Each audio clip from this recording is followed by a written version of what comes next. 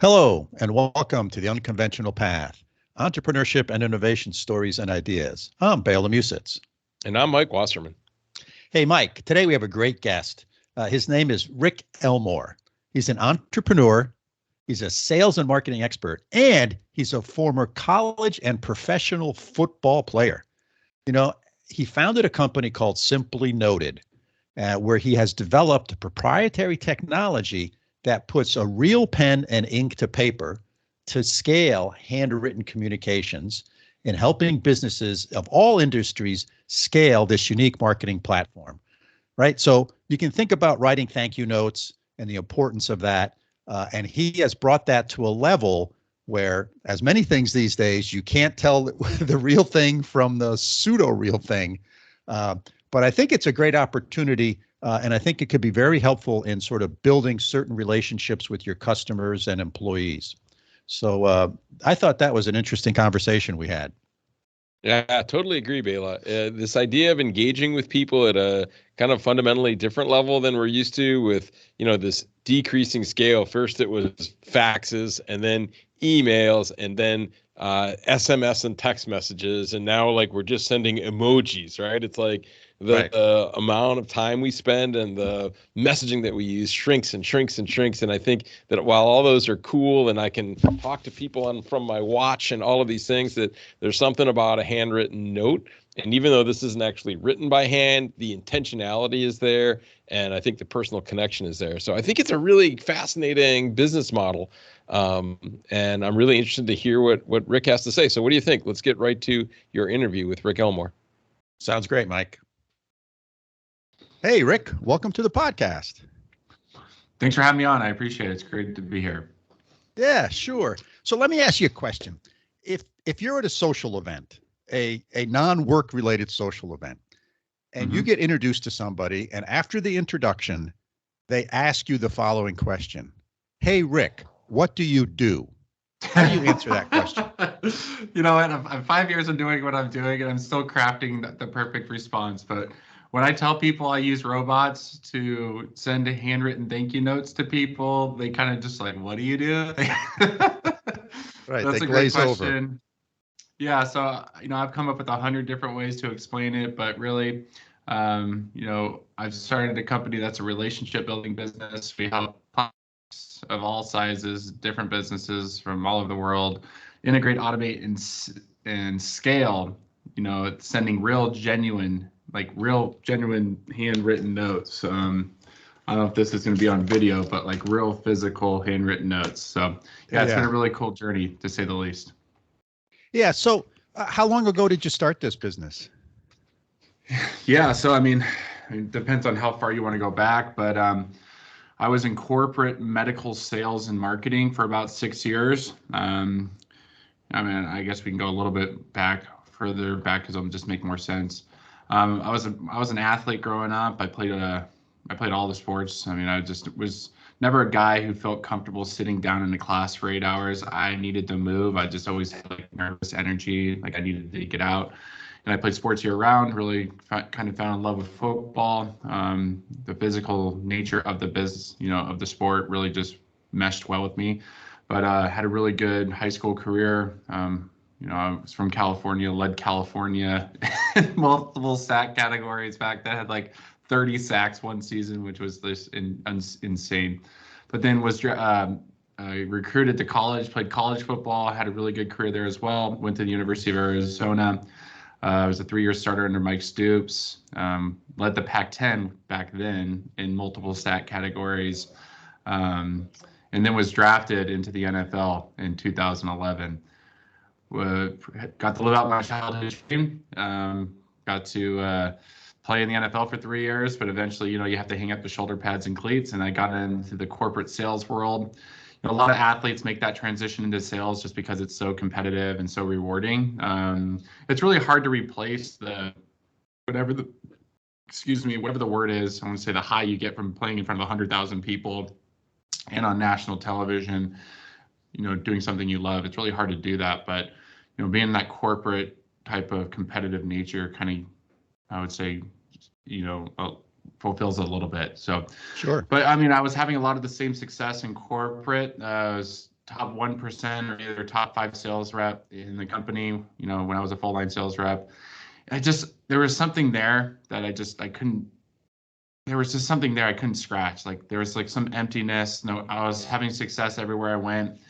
And so I was like, I need to do something else. I need to keep searching. I went back and did my MBA in 2017.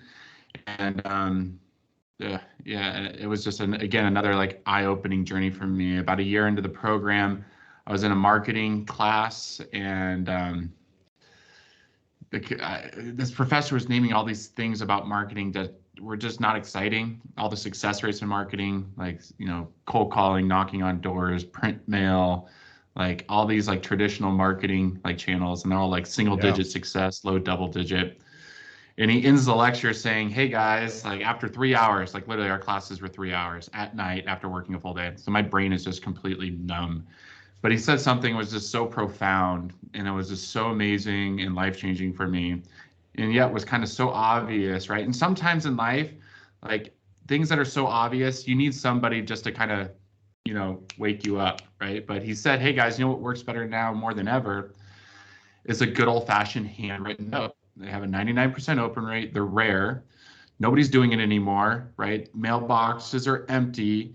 And there's just something about it that no other form or channel of marketing can match. It's relationship driven, it's personal, it's powerful, it's impactful.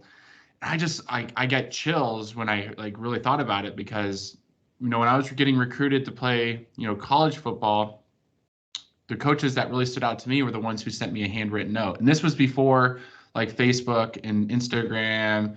I didn't even have a cell phone until I was 16. So the coaches would like engage you either through a phone call, come visit you at your school, or send you a handwritten note or some like garbage print mail. But the ones that sent me a handwritten note, those are the ones that are like, this guy's legit, And it was the same thing when I was getting recruited, by agents, agents who wanted to represent me when I was getting recruited in the NFL. Ones who sent me a handwritten note stuck out. So I just thought it was such a cool idea, and a classmate of myself and I guess, we just kind of tested it. I was just like, how do I send like hundreds of these? Because I had 400 clients at the time. So I know it's kind of like a long-winded introduction, but I'm just like so passionate about my journey, the process of self-discovery, figuring all this stuff out, because I mean, it's really cool when you kind of discover your passion and you can make it your career. Yeah. Well, hey, listen, that's what life is about, is sort of self-discovery, right? Mm-hmm.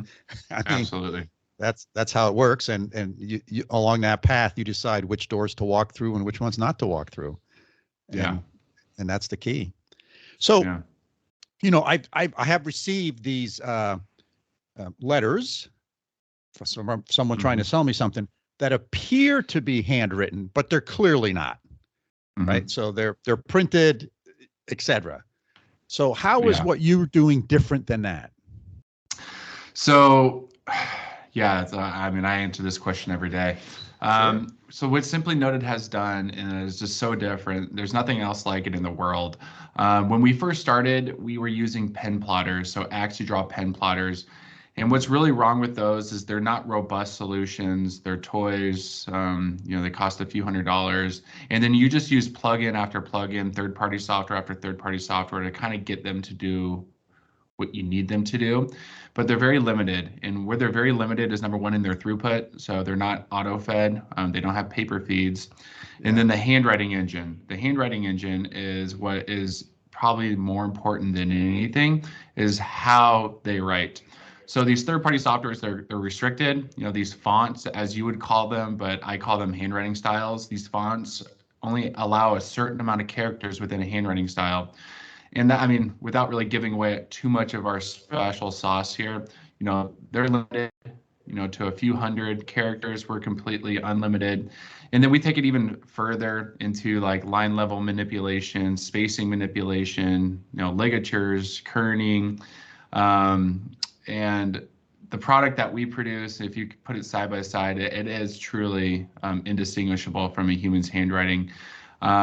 Because, I mean, we even have algorithms that do font or glyph manipulation. So, like, even if a glyph is a character within a handwriting style, So like we literally take like your A, your B, and manipulate it and stretch it and reposition it and turn it. So I mean, it constantly varies nonstop. So I mean, just the development of the software alone, we're about $90,000 just into the handwriting engine. That's not the software to control the robot. That's not the mechanics of the robot, the electrical components of the robot, the motherboards of the robot. We're about 800 grand, 850 grand into developing our own handwriting robot. So we've obsessed about every tiny, particular microscopic detail, because this is a really tiny net. And in order to stand out and really have leverage in this space, you really have to have something that's just so different. And what's different is just the quality of the product and the technology behind Simply Noted. Yeah. So if I signed up for, let's say I'm a company and I want to do some outgoing correspondence and a marketing campaign, and if I signed up with you, take me through what that process is like, how we get going, and sort of what happens along the way. It's a great question. So most businesses, I mean, we're mostly just work with businesses, but we do have like a B2C component. We do have an e-commerce website that we are in a total revamp right now. You can go on our website and send just one handwritten note to anybody in the world. Select your card or create your card, so your own custom stationery, type in your message or upload your spreadsheet of recipients and literally check out. I mean, you can send one handwritten note in like 2 or 3 minutes, or you can send 20,000 handwritten notes in 2 or 3 minutes. It's literally that easy.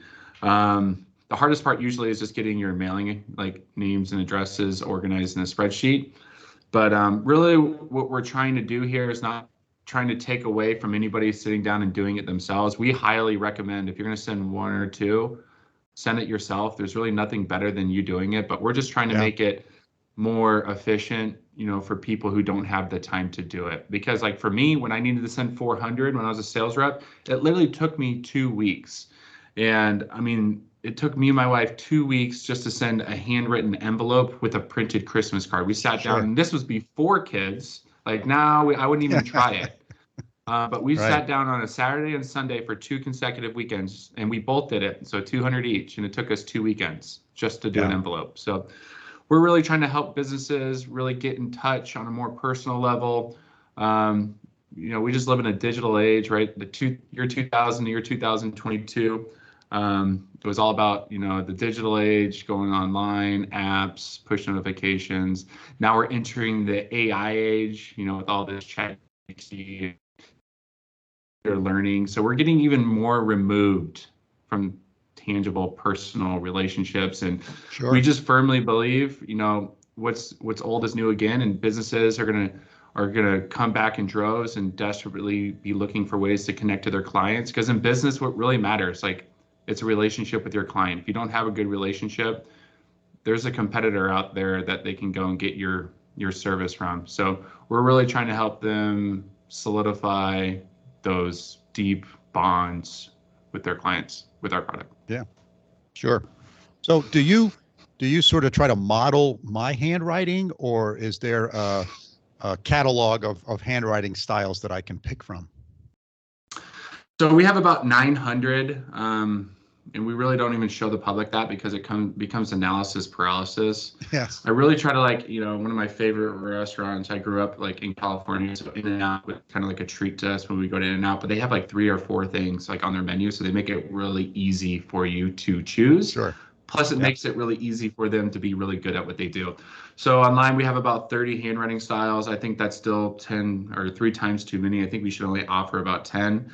But people like more choices. But we're really trying to become really good at providing good handwriting services, good handwriting technology, integration software, that all helps them send something genuine like this. Right. So what I send to you is I send you the text of the letter I want. I pick out my font, and I send you an Excel spreadsheet with names and addresses in it. And yeah, I mean, that's at the very high level. We can create our own handwriting styles. So for school presidents or political figures, people who have public appearances, if their stuff ends up online, it really matters to have their own stuff so it's consistent. But yeah, at a high level, you can send one or send thousands, but really we're an API automation first platform. So think of like, all the CTOs out there, as chief technology officers, the, CMOs, chief marketing officers. We really try to work with them to set up consistent workflows that, automate this so it's on time. They're never missing. Think about it, like if you have a new client and you wait 6 months to say thank you, like they may already be gone, right? Right. Or it's an anniversary. It's too late. If it's an anniversary for like a nonprofit, right? So the biggest problem for nonprofits is donor attrition. The biggest problem with most businesses is client attrition, right? It's just like you're constantly trying to keep a leaky bucket full. Like how exhausting does that become? Like the companies that can really be successful and scale over time are the ones that have happy, loyal clients who refer their friends that are constantly, reordering. So that's the philosophy behind our business, is to help you scale and keep those clients happy, through the power of relationship building. Yeah. So you guys will print the letter or print the note, address the envelope, and mail it, right? So you're sort of full service from that perspective. All I need to give you is the addresses, names and addresses, my text, and the font or style that I want. Yeah, we really just try to be an extension of our client's business. So whatever type of project that they need, we could do it here in-house. We're completely vertically integrated, we take orders from online to offline. Everything's done here. We have our own digital printing press. We print our own stationery. We cut and score all our own paper. We do all the writing, quality control, fulfillment, shipping. Everything's done here, but we really just try to be an extension of our client's business. If we're doing our job, which I wake up here every day and I ferociously try to be the best at what we're doing. Nobody will ever know you use the service because it's that genuine. Yeah. Yeah. So when you're out selling this service to other companies, let's say, B2B type of transaction, what sort of things do people push back on? It just really depends on who you're talking to. It ultimately comes down to price, like most businesses. It doesn't matter. Like, some people are always just going to haggle and wheel and deal because they just want to get the better deal. I believe we're providing a phenomenal service at a phenomenal value. Like, our cards start at $2.67 US. Like, you can even go to the store and buy a greeting card for $2.67. Right. So it's just I am sad for where we are in our culture, where it's just like everybody has to get the better deal or one up, or it's not like, it's just weird. It's just like I don't know how to explain it. The right way. Like we're just in it. Yeah. I think one of the challenge for all entrepreneurs and people who start businesses is pricing. How do you come up with pricing? How do you do that? And the person who was on the podcast just before you, he said he never wants to compete on price. Never. He always competes on service and quality and sort of customer response. He's in a significantly different business, but he tries to stay away from the price competition because this is the problem. How you win business is how you'll lose business, right? So if you win on price, it's going to be a race to the bottom. And this is what I don't like. I never haggle our vendors or the people that help us in our business, because if that's what you think you're worth, right, I'm happy to pay it. But make sure that you're giving us every ounce of value that we're paying for. It's the people that constantly haggle, and then they want everything, right? They just want you, like it's the people who give you $500 and they act like they give you 50,000, right? Like, right. You follow up with them for 3 months, so you've already lost, probably $2 or $3 grand in time. They pay you $500, and now since they give you $500, now you owe them everything, right? They just follow up 6 times a day. It's just a weird world we live in. Like, the vendors we work with, our engineers, our software developers, our writers, our SEO agencies, like, I'm worth, just give me all the value. I'll never haggle on price, but I'm just going to hold you to a certain standard. You say you're the best, show me you're the best, right? Give me the best. I'm paying for the best, right? And I feel like that's the type of culture we should live in. And I don't know if this is going way off topic, but this is kind of like a little pain point on my side. It's like, tell me what you're worth and over deliver, right? Over deliver to your client, over deliver to that customer, make sure they have a great experience and they'll keep coming back. Don't have this type of attitude where it's like, you know, you owe me, or I deserve this, or, you know, it's just like, it's just the type of weird world we lived in, and we've created it. We have, in our culture's created it. I don't want to go way off in the left field, but that's all right. Yeah. So this sounds like the perfect sort of opportunity for people who are in high touch sort of sales and other high touch relationship type endeavors, right? Where they need to have that high touch. It needs to be a quality touch. And this just seems like such a wonderful way of doing it. It really is. I think any relationship-driven industry, real estate, mortgage, insurance, nonprofit, political, you know, where there's just so many different options, right? When you're not, there's no such thing as a business out there that doesn't have a competitor, but those relationship building, relationship type of like built businesses, like they pay your paycheck, they pay your business. Like if it wasn't for them, like you wouldn't have a business. So it's what we try to tell everybody is at least say thank you once a year. Like say thank you, you know, and we have the marketing, business development, ROI conversation every day, but it's like, you know, what's going to pay that ROI tenfold is making sure that those clients don't turn every single year. Make sure they're happy, they feel loyal, they'll return or refer people. And that's really what we try to do is just say thank you. Like if you can just get in a world where it's just like gimme, where you're just reaching out and saying I appreciate you and thank you, it's going to be different and people are going to appreciate it and they're going to be more loyal. So that's really what we try to like hammer down into those relationship building type of businesses. Right.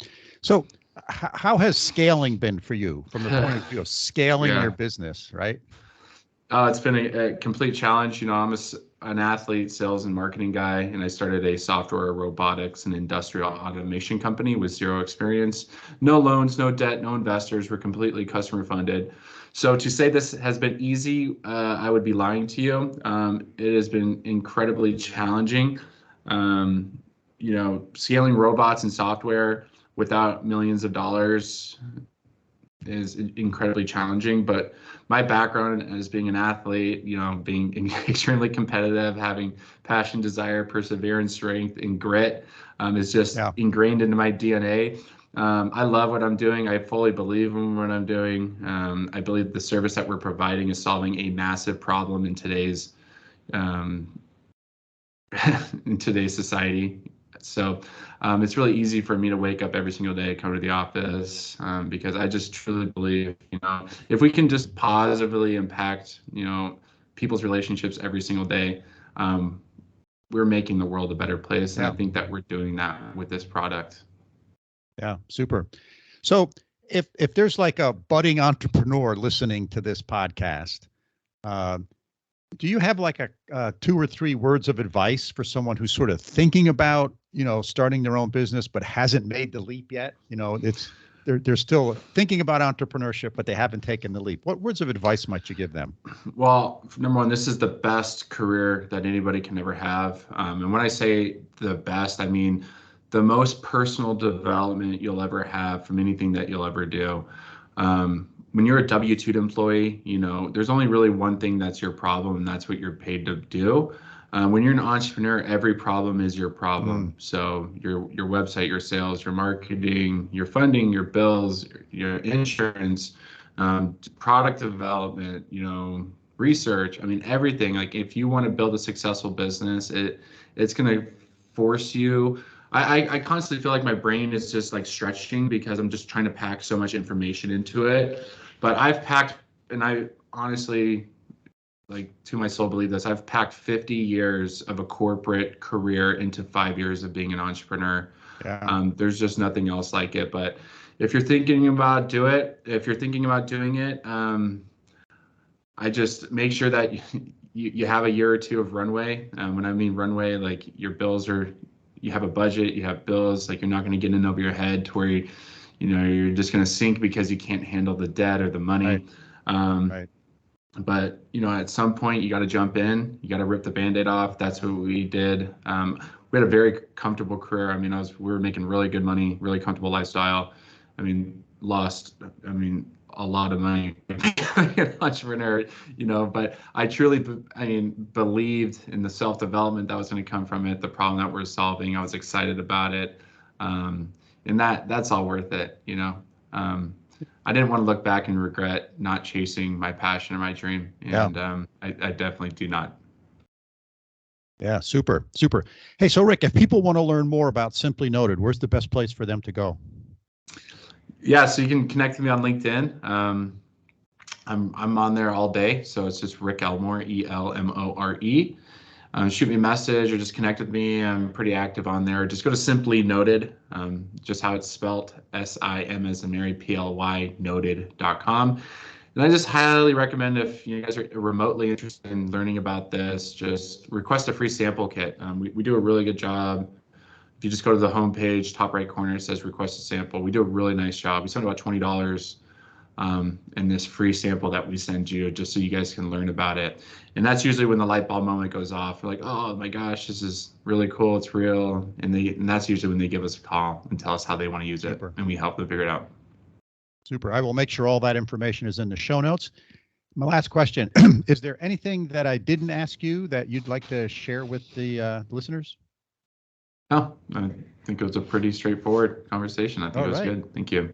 Yeah, well, great. Well, thank you very much for being on the podcast, Rick. I really enjoyed our conversation. Thank you. Have a good day. Bela, well, that really was an interesting interview and some cool technology. And I kind of love the intersection of digital and physical worlds when they come together and to kind of create a cool new business model. And on the kind of underlying foundational element, Rick's personal story was really interesting. So what were your key takeaways from the conversation, Bela? Yeah, I found it interesting. I was trying to remember when the last time I either wrote a handwritten note or I received a handwritten note. And one of the investors in High Peaks, one of the people who was an individual, an angel investor, I'd call him, put in a fair amount of money into High Peaks. He was an older gentleman, and he used to write these handwritten notes, and they were almost poetry. I mean, they were, and I remember I cherish them when I'd get them, because, not only was he really smart and wise, and he always had wonderful things to say, so each word had meaning, but they were handwritten, and it was just so unusual. And that was probably 7-8 years ago, the last time I got one of those. He passed away and stuff. And, the only time I handwrite anything is like into birthday cards to Elaine, right? Or a Valentine's Day card, or, some special thing that we do. That's it. We just don't do it. And it's unfortunate, because I think that does have meaning and it does have significance. And I think about, I think about in the old days, that's the way all communication was done. It was all handwritten. And we've really sort of migrated away from that. So I think he's filling a pretty interesting marketing need. Yeah. Bela, I need to order you one of these. Go get yourself an old school fountain pen and go to your local museum or organization and get a nice pack of note cards, right? And just write a couple notes to people. I love this idea that I'll do the same. We'll get this going. Or postcards, right? But use your fountain pen and use your penmanship. My handwriting is horrible. But I love my fountain pens. I have 2 or 3 fountain pens. Fire them up. And I have the ink, the ones that take the ink cartridges, the little refills.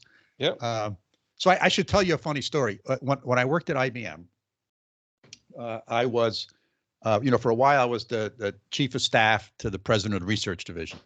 And one of the things that we did, his administrative assistant and I would sit down with him every day, and we'd kind of go through mail, all the mail that he's got. And he'd either say, here, Bela, you take care of this, or here, Barbara, you take care of this.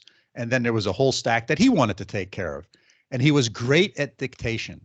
So he was just a master. So he would dictate things, and Barbara was good at shorthand, and he just on the spot, he'd dictate a really eloquent letter back. Barbara would type it up, and then she'd bring it in to sign it. And he signed things with a fountain pen. Love it. And she had a special book for him, a blotter book or whatever it's called, so that when you sign it before the ink dries, it doesn't smudge. Yep. So he insisted on signing things with the fountain pen. And I would say that 30% of the letters he signed had to be redone because they got smudged or the fountain pen hiccuped or whatever. So there was a high failure rate, but I understand. And that spurred me, believe it or not, to get a fountain pen. And I used one for a while, and I've sort of migrated away from it. But anyway, back to Rick Elmore and his business. So I think there's a market opportunity here. I don't know how big the market is, right? Because it's just like there's a certain there's the generation that's growing up doesn't know about. They don't even teach script in cursive. Schools anymore. Yeah. Cursive, excuse me. Yeah, they don't even teach cursive. And both of my sons write in block letters, and so I just think it's gonna be interesting, right? There's certainly a market need for this for certain individuals, and it's a nice touch. I just don't know how big the market is, and I think the other challenging thing here is I think I said in my conversation with him, I've received many pieces of mail, promotional materials that they want to make it look like it's handwritten, but it's not. Even on the envelope, it'll look, makes it look like my name is, and it's clearly not. So I think his product has to be good because it represents the sender. I'm not going to use it unless it's really, really good. So I think it's sort of neat novel.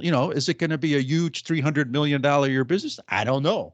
But can it be probably a very nice $5 to $10 to $20 million business? Probably. And I think some cultures probably value this more than others. And it may be important to kind of, figure out which cultures they are and focus some of your efforts there. But anyway, I thought it was kind of neat. What did you think, Mike? Yeah, I totally agree. And I was, you're telling me about cartridges, and I said, I need to put a new cartridge in one of my fountain pens that takes cartridge. This one you dip into the ink, and it has a little reservoir. Fancier. Yeah, and certain people, right? It'd be really cool if these people are going to appreciate a note and you could discern. But yeah, on one hand, I hate the lack of genuineness, like you said, right? That look at making this look like something that it isn't. But on the other hand, I think this is a whole new space for connecting people with a kind of an old school way that meets new school technology. And I looked on their website and it looks really good. It looks like it is super high quality and that it's not one of these cheesy things at all. Yes. But I also think that the energy and the thought that he's put into developing his business model is really cool. And I think that this the fact that it's not a genuine handwritten note, I'm not so worried about that. I think it's the idea that I'm connecting with you in a way that has more meaning, and that's what's cool. And if you think about OpenAI and Google Bard and these AI-driven chatbots, if all of a sudden now you can have all the information about your client, right, from a customer, a CMS, a customer or CRM system, customer relationship management system, and it can churn out these notes that are personal and thoughtful on a reasonable basis, that isn't super expensive, and it's a birthday or it's a thank you for a purchase or something like that. And getting a short note in the mail, hey, it might even help save the U.S. Postal Service, right? Yes. So I think it's kind of cool. It's dangerous and it's risky in a lot of ways, but there's ways to do it, I think, and be transparent and open about it too. But, general takeaways, I do like the idea of keeping customers connected quickly with one of these notes. I like the idea of getting your employees to connect with people in a meaningful way. And maybe even there's a hybrid model at some point where the robot, right, and the AI write the letter, you give it the inputs, it writes the letter, and you take your old-fashioned fountain pen, like your boss, right, and sign the letter yourself so that there is an element of it. Something like that might be cool. Yeah. So that's my sense. Yeah. From your kind of VC perspective, would you recommend a tool like this to entrepreneurs? Let's say you're starting a business and you want to connect with your, you know, your investors and your board and your early customers and kind of put these handwritten notes out there. What do you think? Good tool or risky? So again, I don't know if this is generational or not, but I can remember interacting with people in the past who were trying to sell me something, right? Either sell me to invest in a business or sell me a car or whatever. And from some of them, a very small set, and now it's like zero, but I can think back 10 years ago, it wasn't zero. I would get a handwritten note back to say, hey, you know, thank you for this. And it all I can say is it went into the plus column, right? If I think about a column, two columns, when I interact with somebody, you know, there's the minus column and the plus column. You know, did I like it? Do I like the product? Do I like the service? Do I like the individual? How did we connect? Blah, blah. It goes into the plus column. So I don't think there's a downside, is my point. And if this is a way to make it easier, then why not do it? And I think the other thing, as we're talking here, it got me to thinking, it might actually spur me to use this with some folks, but with some really special folks, it'll spur me to write it actually with the fountain pen, right? It's sort of, it's moving in the right direction. It's moving, as you said earlier, everything has been going the other way from, you know, to emojis. All we communicate now is emojis. And I can't interpret these freaking emojis. I don't know what they mean. You know, I don't even think it's the right name. They should be emojis, not emojis. It's emoticon. People aren't even calling them the right thing. And just when you learn some of them, they add more. It's horrible for older people like us. This is a complete nightmare. And I don't know when people send me these things, what the heck they mean, you know? Then I get when they look a little bit naughty. I don't know how to respond to those, right? Really, words are fine. Yes. Sorry. So my point is, this is going in the pendulum is maybe starting to swing back, and maybe this is one of the things that'll help move that pendulum back towards the point of enriching our communication and not trying to just tear it down and simplify it, and making it so superficial that it's meaningless, right? A lot of the communication I receive now is meaningless, and I think communication should have meaning. That's the whole point, is that it should have meaning. So I think this is a move in the right direction. And I, like I said, when I get a handwritten note, it impresses me. Okay. Oh yeah, it's memorable. Goes into plus column. Yep. Cool. Yeah, I like this. I think, and Rick really looks at it as a sales tool and really looks at delighting and trying to delight customers. Right. And I think that's cool. Right.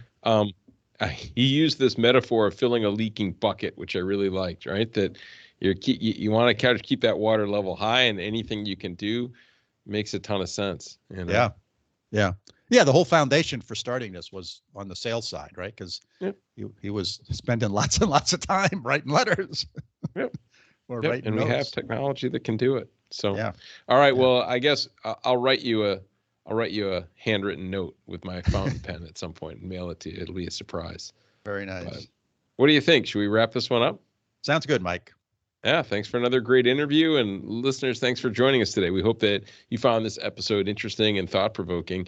If you have questions about what we've discussed, please get in touch with us. You can send us an email at bela.and.mike@gmail.com, or if you want our address to send us a handwritten note, you can send us an email too, and we'll send you our address. I'm not going to lay it right out here on the podcast, but definitely email is great. Use emojis as you wish, right? But a handwritten note is fine too. Or you could handwrite the note, scan it, or take a picture of it and email it to us, right? There you go. Yeah. Hey, and if you don't follow the podcast, hit that follow button on your favorite podcasting application. We certainly appreciate it.